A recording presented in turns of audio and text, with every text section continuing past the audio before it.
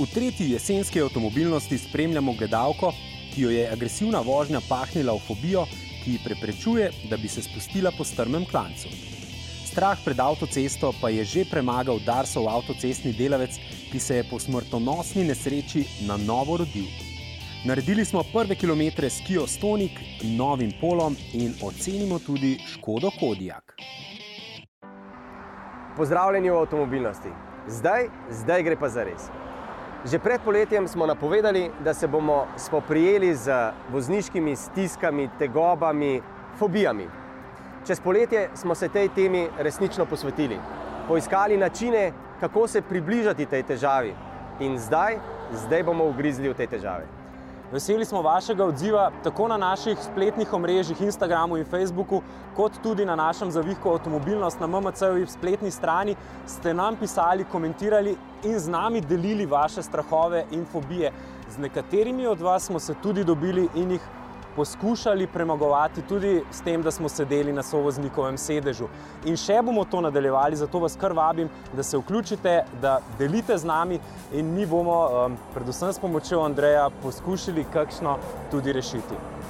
Veliko jih je, vendar, kot si rekel, vabimo vas, da nam jih zaupate. Že zdaj vidimo, da jih je veliko več, kot smo si drznili misliti, preden smo začeli, pa smo vedeli, da obstajajo.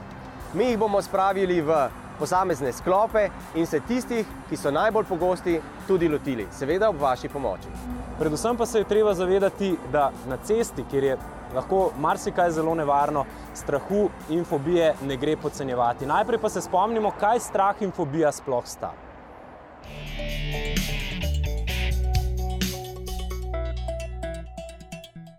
Poznamo tako imenovan normalen strah, ki je biološka danost človeku kot varovalo, kot zaščito pred traparijami, ki jih ljudje počnemo v življenju in bi lahko pripeljale do tega, da bi sami sebe iztrebili.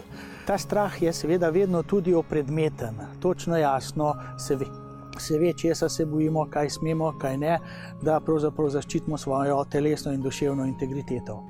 Medtem, ko pa gre pri fobijah za dostikrat ljudje res uporabljajo tudi ta izraz strah, ki pa je seveda pretiran in iracionalen in seveda pelje v velike bojazni, ki pomembno vplivajo na človekovo dejavnost, na doživljanje, na življenjsko, eksistenčno delovanje in pa seveda po svoje vplivajo zaradi svojih omejitev, ki jih prinese v življenju, tudi na doživljanje zadovoljstva v življenju. Irena, radi ste vozili in tudi kar veliko ste vozili, ne? V dobrih 10 letih ste prek 200 000 kilometrov naredili.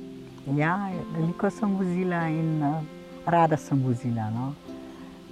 To, kar se pa mi ni na avtocesti zgodilo, da sem prehitevala po levem pasu, to se pravi prehitevalnem pasu in neki starejši voznik zapeljal čisto skoraj do mene in takrat se je v meni nekaj, ne vem, kaj se je zgodilo, da sem se ustrašila in od takrat naprej nikoli več ne prehitevam navzdol. In temu rečemo prav za nasilje. To je nasilje, kot je nekdo tako blizu pride. Je bil pa res nasilen, ker se mi je res čisto lepo in verjetno mi je tudi upal. Mislim, da se ne morem spomniti. Je bil pa grozen občutek, ker sem se komaj umaknila. Ker je bil vmes, je bil tovornjak in se nisem imela kam umakniti, ker je on mene direkt izsiljeval. Ne veš, kaj bi naredil. Strah te je, ker je brzina, nimaš se pa kam umakniti, ker vmes na drugi strani, desni strani, so bili pa avtomobili in seveda mene ni noben spustil. Zdaj, za posledico vsega tega mislim, da je tudi moj nemoč izpeljevanja vseh klancev navzdol. V vaših običajnih poteh je kar nekaj klancev in se jim raje izognete zaradi tega. Ja. Raje grem okrog in to je to. To je to. In naredim raje 5 kilometrov več. To se mi je tudi zadnjič zgodilo, ker nisem bila čisto sigurna, kako bom peljala. Jaz se peljem na morje, na Knežak in ker nisem bila čisto sigurna vase, sem šla raje okrog.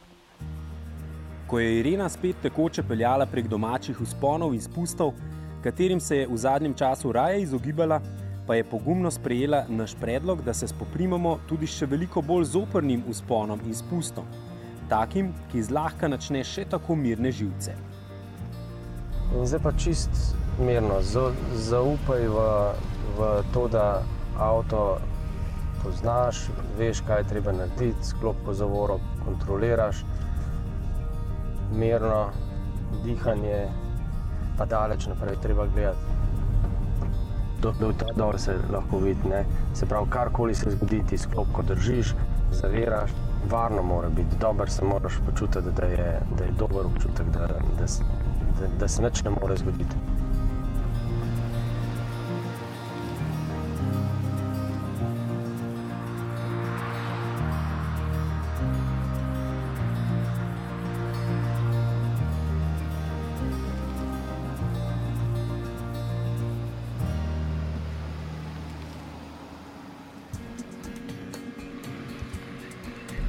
Aha, to do zdaj ni bil. To ni bil klanca, ti mene zafrkavaš.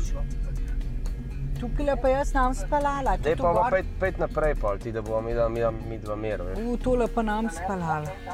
Ja. Na vrhu ima tam levo, veš? Okay. A ti misliš, da mi je to spalala? Ja, ti boš že spalala, ti mi jaz pomagal. Ali nekaj se boš sama, ali boš. Peva do njega. Ročno ne rabiš, ker obe roki gor na volan. To nama je zdaj zelo pomembno. Zdaj ga pa pogledaj, najprej peva do temne dol, da ga vidiva. Najprej moraš ga videti, ne? Moraš ga videti celega. Zaradi tega, ker celega rabiš videti zato, da veš, da ga boš lahko obvladala. Da kamorkoli bo šlo, ni nobenih neznank. Drugo, premakneš se do njega, sklopka zavora in počasi. Devaš še tehniko dihanja, ki smo jo prej imeli. Tako? To je to. Ko se avto obrne, jaz zmrznem. Da bo šel dol. Ja. Sam zdaj, se ti pravim, zdaj to imaš vse pod kontrolo. Ti kar obe roki na volan, ampak zdaj pa poglej. Tlele bo treba še mačkaj naprej. Še malo? Ja, po mojem še malo, veš, kaj tlele smo že probali. Evo, zdaj pa čakaj samo. Sam to, kaj to raba zdaj, to raba. Ker če ne greva sproščeno noter, nismo nič naredili. Tako, evo, lej, čist kontroliraš ga. Odlično. Tvoje, ker ga držiš. Sklopko imaš, zajeraš, kar bolj počas. Takole, evo. Veš, dober občutek je, ker ga ves čas kontroliraš. Nič se ne more zgoditi, kar ne bi vedela ali pa ni v tvoji moči. Stiske in fobije so prevečkrat podcenjene, pa ne govorim samo o situacijah, ki se dogajajo v prometu. In zato so tako pomembni tisti, ki so pripravljeni se z njimi soočiti in se o njih celo pogovarjati. Pa ne samo zato, da z njimi vidimo, zakaj je do stisk in težav v vožnji prišlo, ampak tudi zato, ker z njihovo pomočjo opozorimo vse tiste, ki so pogosto vzrok za to, da pri ljudeh nastajajo stiske v vožnji. Vsi, ki vozijo prehitro, ki vozijo tik za avtom spredaj pri visokih hitrostih, ki blendajo, ki hupajo, bi morali vedeti, da gre ne samo za agresivno dejanje, da gre za nasilno dejanje nad tistim, ki je pred njimi, in to, da smo ujeti v potniško kabino, ni noben izgovor za to, da to počnemo. In zato najlepša hvala gospe Ireni, ki je bila prva v naši akciji soočanja s fobijami in tista, ki je na nek način prebila led. To akcijo bomo tekom avtomobilnosti še nadaljevali in zato bomo veseli vašega odziva, tudi vaših lepih besed, ki smo jih veliko prejeli tako na MMC-ju kot na Facebooku, in pa seveda vaših fobij.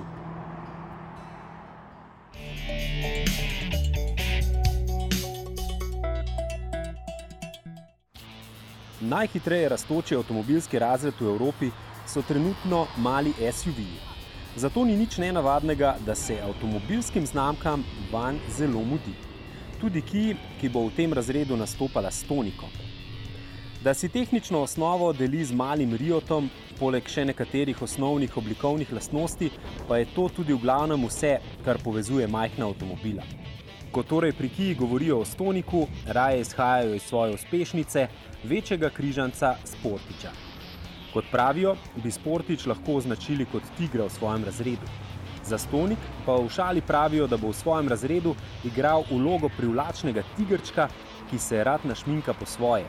Personalizacija je namreč pri Stoniku izrednega pomena.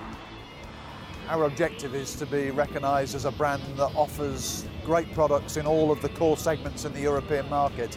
And what we've seen in the last few years is this segment is a booming part of the market. So this is an opportunity for us to become one of our flagship models in Europe. We think it can become one of our biggest sellers. Kiinega evropskega direktorja smo vprašali tudi, kako bo Stonik vplival na ostale avtomobilske razrede. We think most of the sales will come from conquest customers that we wouldn't be attracting to Kia without a product like this. We don't see it necessarily, let's say, cannibalising from the B segment car we have already with Rio or our existing crossover cars, the Nero or the Sportage. We think that we're going to attract that new customer, so it gives us an opportunity to bring new customers to the Kia brand.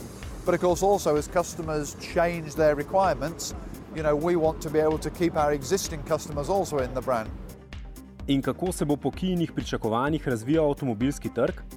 Bodo mali SUV nadomestili majhne avtomobile? This is a fast-growing segment, and we think it will account for around 1 in 10 of all cars sold in the next 3 or 4 years will be in this segment. But still the biggest segment in the European market is the B segment hatch. So there's still a very strong demand from consumers who don't necessarily want the higher seating position, the more rugged styling of a crossover. There are still many customers who want the traditional, if that's the right word, but the more conventional city car. So I don't think that the segments will disappear. Not everyone is moving to crossover style.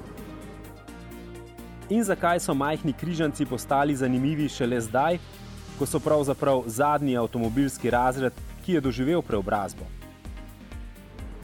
The real boom was in the C segment crossover vehicles, the sports utility vehicles, so products like the Sportage, where people were really looking for four-wheel drive. It was really almost I wouldn't say a need, but that's where the segment started. And then, of course, the styling of those vehicles became very attractive as people look for this differentiation, look for something to be a bit unique. And I think it then becomes a natural progression to then, introduce those in the smaller segments, but not for necessarily the real need. So, for example, this car is not a four-wheel drive.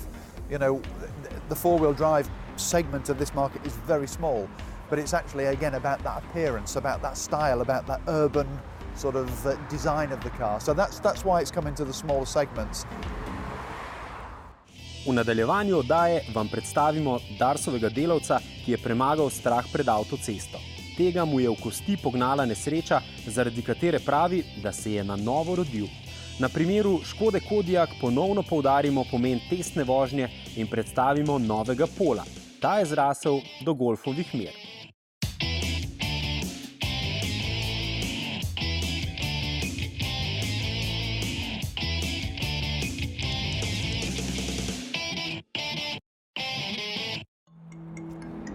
Če ste se v zadnjih 45 letih, odkar je bil zgrajen prvi odsek avtoceste, peljali po slovenski avtocesti in verjamem, da ste zagotovo naleteli tudi na kakšno delovno zaporo.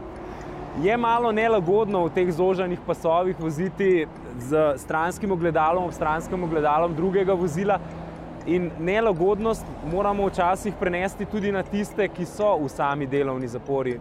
Zame je bil čist normalen dan, kot vsak delovni na odstavni pas smo morali pokositi določeno zadevo. Mi smo se ustavili na odstavnem pasu, smo postavljali zaporo, vse uradno kot mora biti. Moj sodelavci bo zadaj za odbojno ograjo, jaz sem bil pa na vozilu. In smo razkladali določeno vozilo dol iz tega tovornjaka. V tistem trenutku je samo počlo. In potem sem se zbudil po 3 tednih gor v Ljubljani v kliničnem centru. Pri 31 letih, da se moraš na novo učiti govoriti, pa določene stvari delati, ko so bile ti prej samoumevne, pa jih moraš še enkrat se začeti, ni lih prijetno. Da te nesreče, kot je bila vaša, so kar pogoste, ne? Jaz vam lahko povem, za ta odsek, kamor zdaj tle stojimo, naši delavci na dan pobirajo do 20 ogledal od avto. Kaj bi položili na srce tisti, ki vsak dan uporabljajo avtoceste? Ta prvo, kar je, ne bodo strpni vozniki.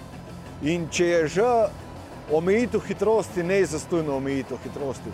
Nekaj se je zgodilo. Pa ne, kdaj, kadar se peljejo skozi zaporo, ne pomislijo na tiste, ko so delavci v zapori. Ne si predstavljajo, mi smo hodili na eno izobraževanje, pa nas sem pokazali, kaj se zgodi z delavcem, če ga zadne ogledalo od avta pri 60 km/h in pri 90 in pri 110 km/h. Pri 60 boš imel fajn udarc, pri 90 km/h boš imel že zlome, močne zlome, če te udari v roko ogledalo. Pri 110 jo ni več. Pol, se veste, pridejo pa izgovori, ja, pa jaz nisem videl, pa nisem jaz zahteval. Če bi šel 60 km/h, se bi tudi ustavil. Ne bodo strpni vozniki.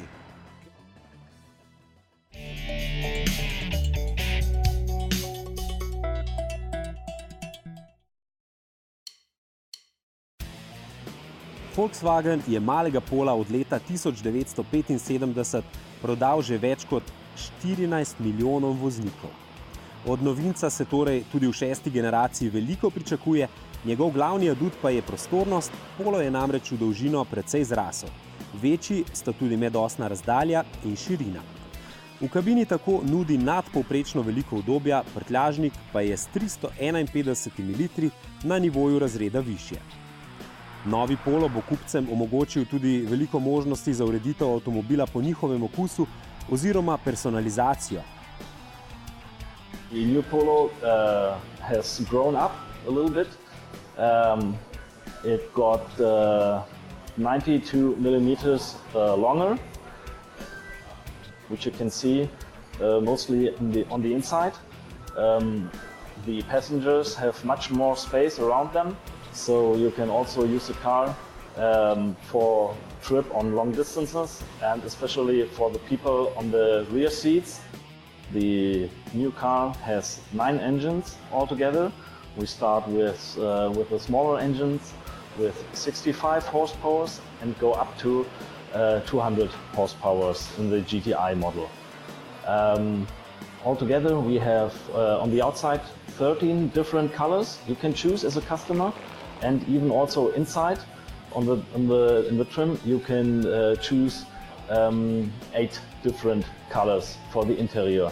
So the customer has many opportunities to design his own car.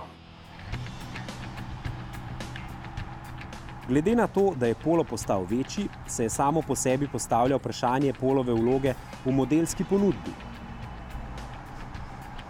Even though the car got bigger and more comfortable, the new Polo is still positioned between the Volkswagen Up and the Golf.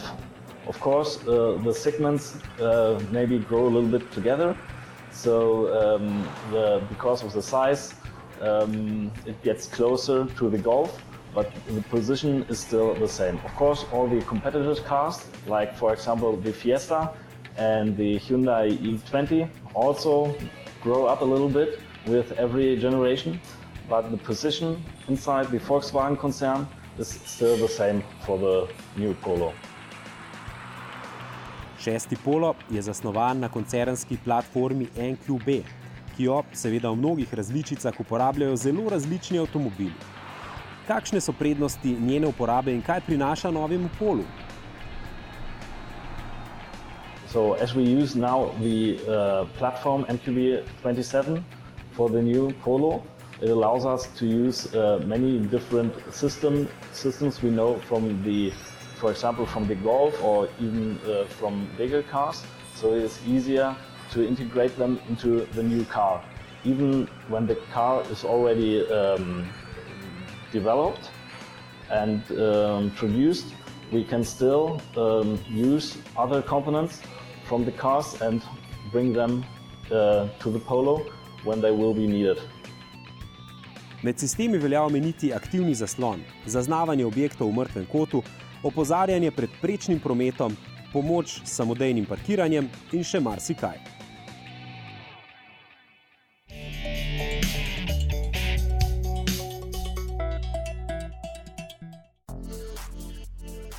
Nabor novic na zavihko avtomobilnost na portalu MMC tokrat začnimo z Infinitijevo pašo za oči v obliki retro prototipa. Pa tudi o Audijevem malem robotu za vožnjo po Luni bomo govorili. Postalo je jasno, da je glavni razlog za njegovo izdelavo znanstveno-fantastični film Ridleya Scotta, v katerem bo nastopal. Zabavna, čeprav ne ravno nujno potrebna, pa je kuhinja v avtomobilu. Unikat narejen posebej za slavnega kuharja Jamiea Oliverja. Raziskava iz Britanije pa govori, da navigacijskim napravam ne gre slepo verjeti. Menda Londončani zaradi nesmiselnih napotkov GPS-ov zavržejo kar 29 ur na leto. Sklop novic z MMC-ja pa zaključimo še z eno britansko raziskavo. Ta se je ukvarjala z vozniškimi napakami. Britanski serviser QuickFit je namreč anketiral 2000 Britancev, kaj jih najbolj zmoti pri drugih udeležencih. Kaj vse je tisto, kar bi najraje kar sami sankcionirali, so plastično demonstrirali mladi nadobudni igralci. Celoten seznam si poglejte na MMC-ju. Naj pa vam že zdaj povemo, da je na 3. mestu nenakazovanje smernikov. Na 2. agresivna vožnja, na 1. mestu pa je nasilje v obliki vožnje tik za ritjo, kot rečemo pogovorno. Torej vožnja, kakršna je naši današnji sogovornici, povzročila fobijo.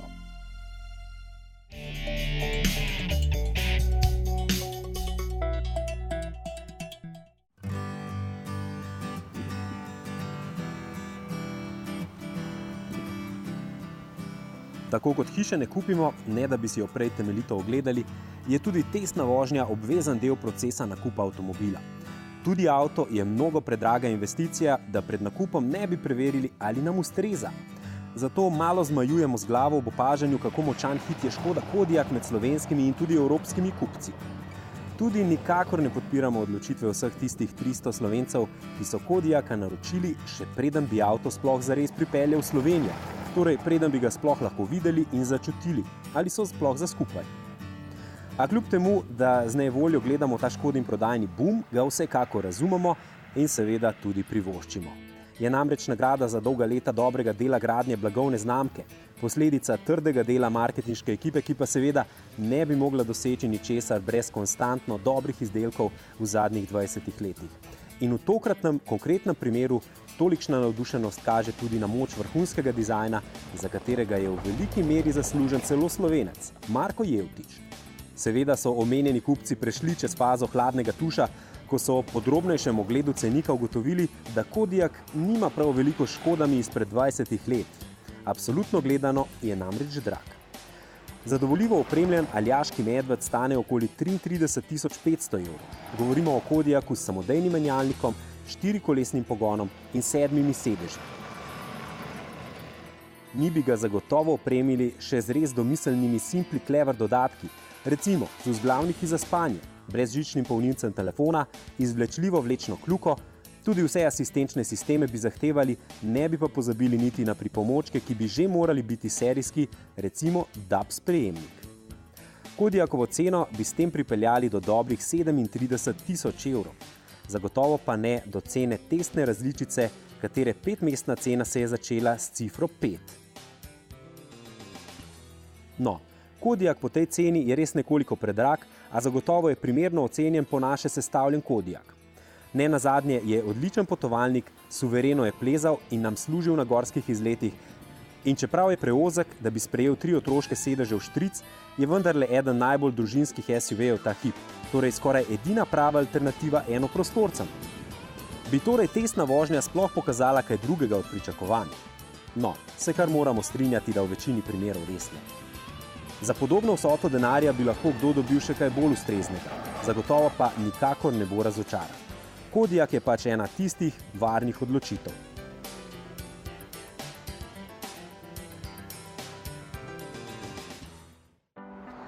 Vabimo vas, da si obširnejše zgodbe preberete na našem zavihku Avtomobilnost na portalu MMC. Da bi pogledali kakšen bolj obširen video oziroma celoten pogovor z našimi gosti, kliknite na YouTube kanal Avtomobilnost. Če pa vas zanima, kaj se dogaja tudi na naših snemanjih in kakšna dobra fotografija avtomobila, to pa najdete na našem Instagram profilu. V naslednji oddaji pa? V naslednji oddaji ostajamo na avtocesti, ampak se selimo iz strahu pred visokimi hitrosti k vprašanju, zakaj nas visoke hitrosti privlačijo. Na avtocesti, vsaj na naši avtocesti, je omejitev 130. Prvi odsek slovenske avtoceste je bil zgrajen že skoraj 45 let nazaj in ta hitrost, ne boste verjeli, je ostala ista. Čeprav so se avtomobili popolnoma spremenili. Nas pa bo zanimalo, kako varno voziti celo čez 130 km/h. 150? Ne, 180. Ne. 200? Ne, 250. 280? Ne, 300. 300? 304.